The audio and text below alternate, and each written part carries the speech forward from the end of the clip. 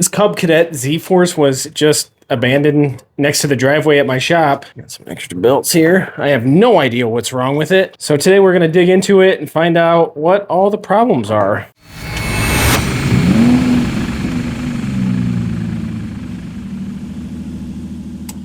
I forgot to hit record on the first thing I did. I wanted to just see if this thing would crank over. It does have a decently charged battery. Every time I hit the starter switch, it would pop this fuse down here.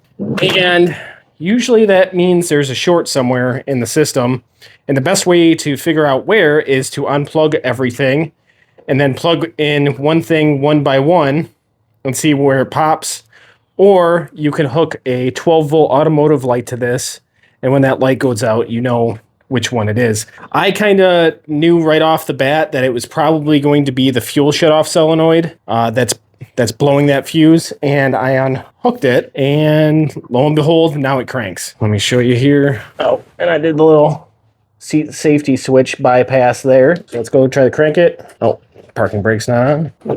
There we go. Try to crank it now. Still getting nothing. PTO's disengaged. Oh. That was it.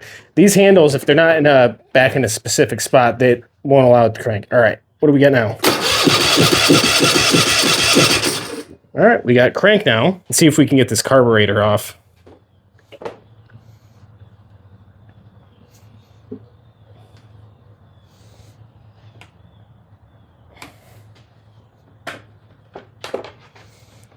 This air filter out.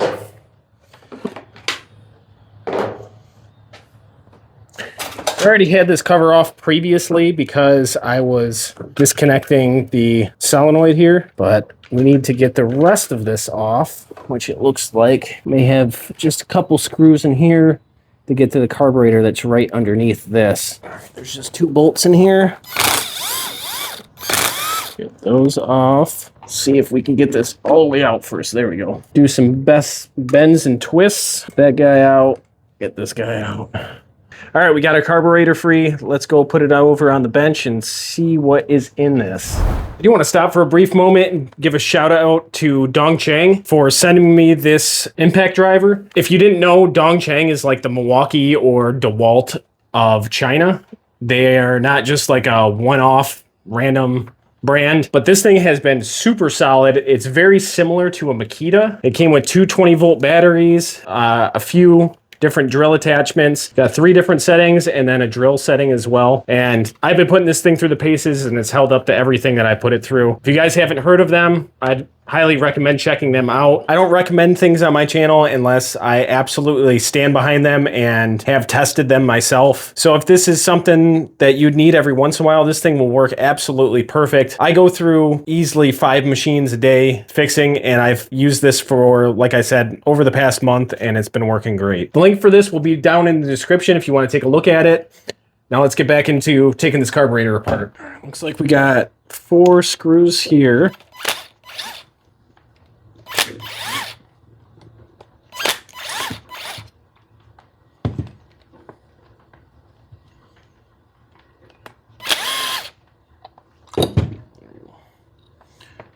So it looks fairly good. Got a little hole down here. Let's see if we can get that out. There we go. A little cap with another little jet down here. Let's take these jets out, hoping that I can just put this whole thing in the ultrasonic, really clean it out. But I want to see what's in here, top end first. Make sure it's not anything that, look at that. And dirt and grime can get in there and block up any little bit of this. Pretty wild carburetor. This bottom end is pretty clean. I'm gonna leave this out of the ultrasonic because I can take that off and probably get this cleaned up, but I'll use carb cleaner to clean off the outside of this. But I'm going to get the jets out and put this whole body into the ultrasonic to make sure everything is clear. Spin 1 jet. Looks like our emulsion tube is still in there. That come out? Sure will. And then let's get our, what looks to be the pilot, which takes an extremely skinny screwdriver. Broke it free. Want to be easy with these jets because these are made out of brass and it doesn't take much to tear these up. So just try to be easy with them. All right, we're gonna drop this whole body into the ultrasonic and these jets as well. And then I'll bring you back in to show you what it looks like when it's all cleaned up. Back out of the ultrasonic, this thing looks brand new. And this is a Cheng carburetor, which is surprising and also a very good carburetor. I got the bottom cleaned, and it's always good practice, even if you use carb cleaner or you go through an ultrasonic, to always go through, take one of these torch tip cleaners and just kind of probe every single little orifice you can find to make sure it's clear, because last thing you want to do is put this all back together and you have one little tiny passageway that wasn't clear just because you sprayed it with carb cleaner. So go through there, do that, go to this jet. I like torch tip cleaners as well because they're kind of not serrated, but kind of like ribbed to where when you get in there, they really clean them out. Now, some of these might be too small. Oh, this one, never mind. I thought it was going to be too small. That's where this micro drill bit set comes in. Like I said, just go through, make sure everything is clear. You can come in here and take out bigger size. Just make sure, obviously, that one's clear. It's for the main jet. Even these little ones on the side. That one I don't think goes to really anything. This is a Viton tip. It still looks pretty good. Sometimes you'll see a groove worn around in here, and then that means it might be going bad, might leak fuel past the seat. So that's something to be on the lookout for. This one looks pretty good still. All right, now I'm going to blow through this upside down. Get nothing. Blow through it right side up. Good. Let's put this back on the machine and see if we can get this thing to cough. All right, we're back together here. Now, there's a couple things that I'm noticing that you should be aware of. Is one, these pulse pumps, basically a fuel pump, don't work unless there's crankcase vacuum. If you look over here, it looks like this little breather is coming out. So if it's not connected to here, it's not going to work. So we got to make sure that that is connected when we put this housing back on. Housing is on. This tube is connected. All right, let's give this a couple cranks and see if we get anything. I don't know if this is open or closed on this fuel, but I guess we'll find out real quick. So let's leave that up, I guess.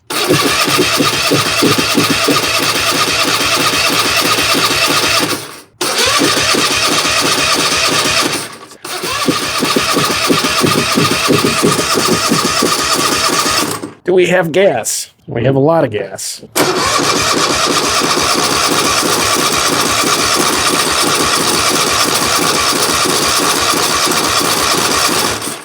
Maybe it just needs a little bit of hot sauce to really start pumping that fuel. Use a little bit of brakes parts cleaner.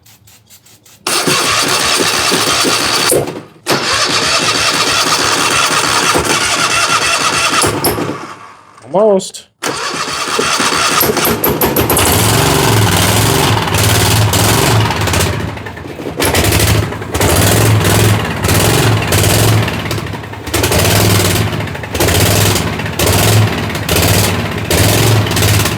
We're not getting fuel still.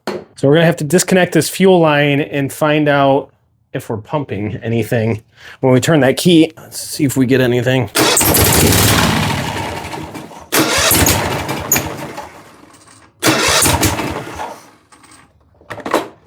Probably help if I had this connected.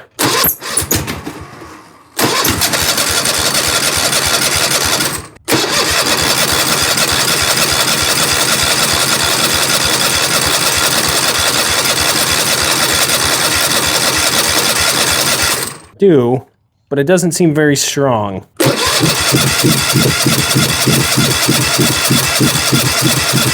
So we're getting something. Hook this back up. This fuel filter might be a little bit restrictive. I'm not sure. Put a different fuel filter in. Also, I don't know if that's the best fuel. It looks clean. It smells decent. We'll let this sit for a while and see if any water settles out of it. In the meantime, I'm going to replace this fuel filter because this might be a little bit restrictive. I'm not sure. See how it flows now? Might not change anything.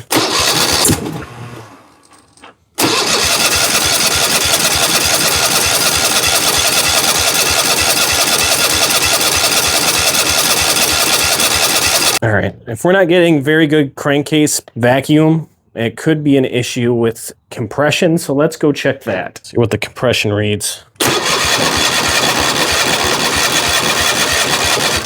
125? That's plenty. I figure my next problem would probably be this fuel pump, because this was pumping a little bit of fuel while I had this in this position down, but this pumps up to the carburetor like this, and I just don't think it has enough strength to bring it up.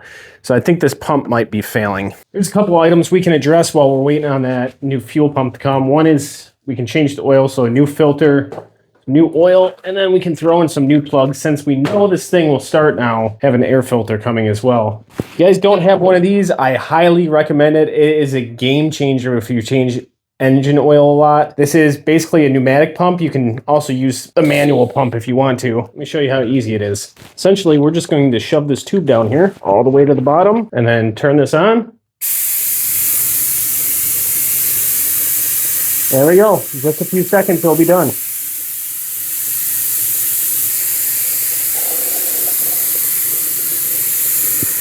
Once we hear that gurgling noise, we pull it out.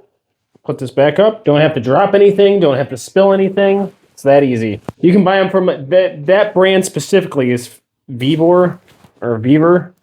A whole bunch of brands sell them. I'm not sponsored or have any affiliation with that, but it has definitely made changing oil a whole lot easier. Now we just got to go on the other side, pull the filter, put our new one on, and then some fresh oil.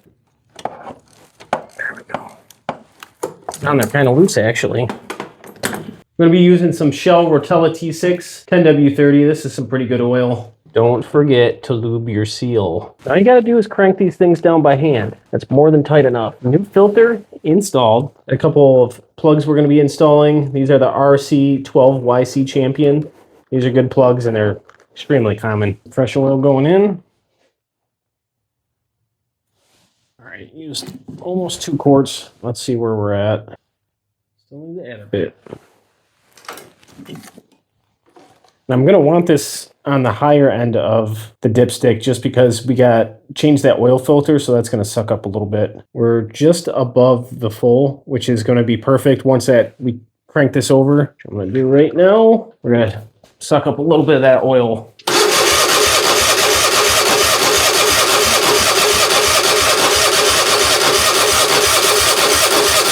Just about at that full mark. Probably could use a touch more, but I think we'll be all right for right now. All right, we just got to wait for that oil or the fuel pump, and we should be in business, hopefully. One thing that I failed to do, which some of you may have caught, but I disconnected the fuel shutoff or the backfire switch, and when this isn't connected, this is up. So it's shutting fuel off, and that's why it wasn't starting or letting fuel flow. So we're gonna test this, and you can do that by hooking some leads to a 12-volt battery, and then we're just going to put 12-volt positive to the connector, and then to the body. So we are getting absolutely nothing. Just gotta make sure you have a good battery that's got at least 12-volt, or I think it's at least 9-volt you have to have. And we're getting nothing. And I know we're getting something because when I touch this body and touch this, I get a little zap. So since this is bad, we can just pull this out and just completely bypass this system. Some people say you need it, but I think it'll be all right. So we're just going to screw this back on the machine, and we should get direct fuel flow now. All right, we got our new fuel pump. Let's get that installed. Should sit just like so. Yep. We are outside because I have other things in the shop right now. Suck our lines back up. So here. Goes here. Grab some pliers. There's one.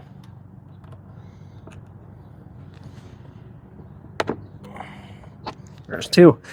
All right, now we can see if this thing will actually pump fuel and fire.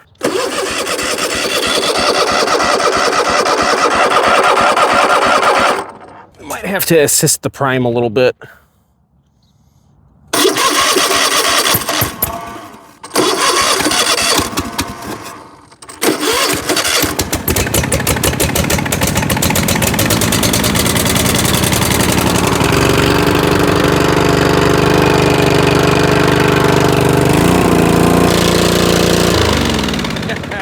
Yeah, we got it running. Awesome. You got an air filter to pop on here. Yeah, sometimes you just need a little bit of assistance to get, when it's cranking, it doesn't have a lot of vacuum for this pulse pump. So sometimes you have to just assist to get this pumping correctly. Here's the new air filter.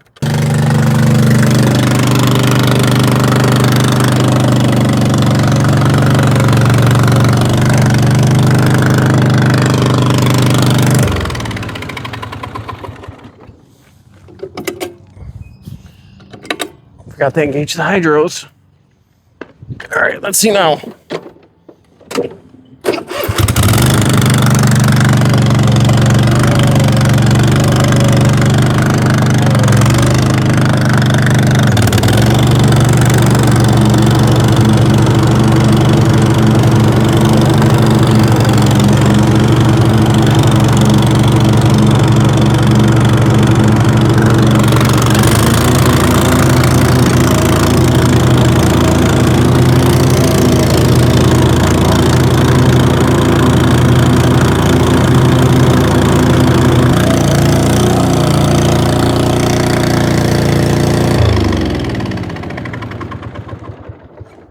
Nice. It works great. Maybe for right now. Last thing I want to do is get under here and get these blades sharpened. Sound warning.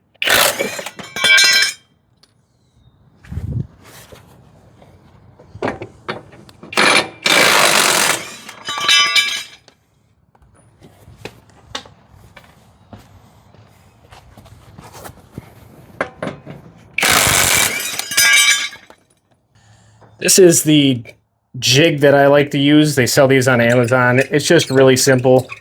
You just unscrew this. This can set it at whatever angle you want. This is obviously a 30 degree, which is typical for mower blades. And of course, it's too big, this blade. Oh, maybe it's not. Anyways, tighten it in here. And then you got this arm that keeps you in line for your angle grinder. Put that in.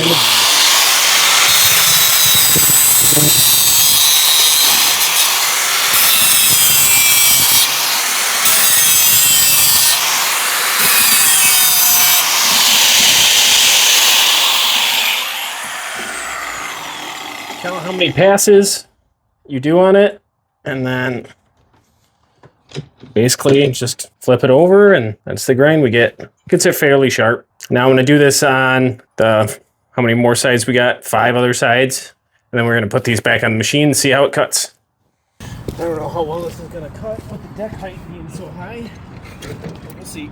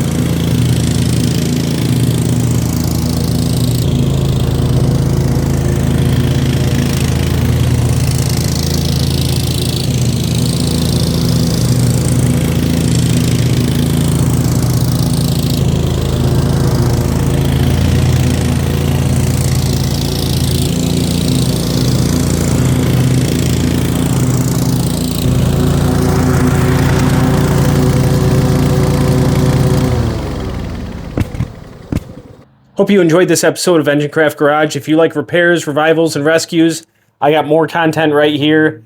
And don't forget to subscribe if you like this kind of content, because I come out with new content every single week. So check back next week for a new video, and I'll see you next time.